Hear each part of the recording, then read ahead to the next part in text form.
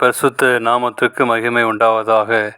இந்த காலை வேளையில் உங்கள் அனைவரையும் ஆண்டவராகிய இயேசு கிறிஸ்துவின் இன்ப நாமத்தில் உங்களை அன்போடு வாழ்த்தி வரவேற்கிறேன்.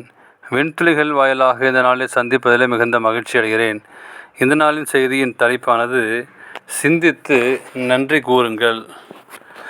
சங்கீதம் 103:2 என் ஆத்துமாவே கர்த்தரை ஸ்தோத்திரி, அவர் செய்த சகலபகாரங்களையும் மறவாதே.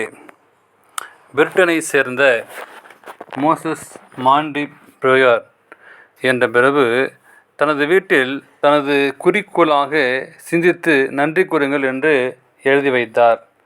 ஆண்டவர் எவ்வளவு அதிகமாக நம்மை ஆசீர்வதிக்கிறார் என்பதை நாம் சிந்திக்க துவங்கும் போது என்ன செய்கிறோம்? நாம் அவருக்கு நன்றி கூறுவதற்கான பல காரணங்களை நாம் கண்டறிகிறோம். ஆனால் திருஷ்டவசமாக ஆண்டவர் அளிக்கும் பல நன்மைகளை குறித்து நாம் சிந்திக்காமல் அலட்சிய மனப்பான்மை இருக்கிறோம். எடுத்துக்காட்டாக, நம்மில் பெரும்பான்மையோர் உணவு, உடை, இருப்பிடம் போன்ற அடிப்படை தேவைகளை போதுமாக அளவு பெற்றுள்ளோம். ஆனால் நாட்டின் பல பகுதிகளில் பலர் இன்னும் பசியாலும் ஏழ்மையாலும் தங்க இடமின்றி வாடிக்கொண்டிருக்கிறார்கள்.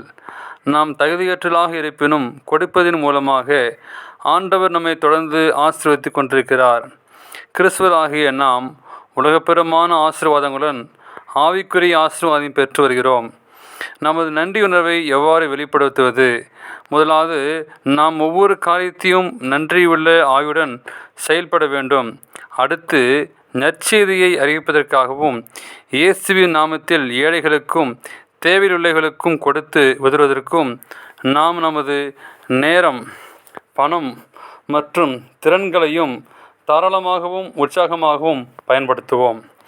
நாம் நன்றி கெட்டலாகிறாதபடிக்கு கடந்த ஆண்டு முழுவதும் ஒவ்வொரு நாளும் ஆண்டவரிடமிருந்து பெற்றுள்ள ஆசீர்வாதங்களை குறித்து சிந்திப்போமா?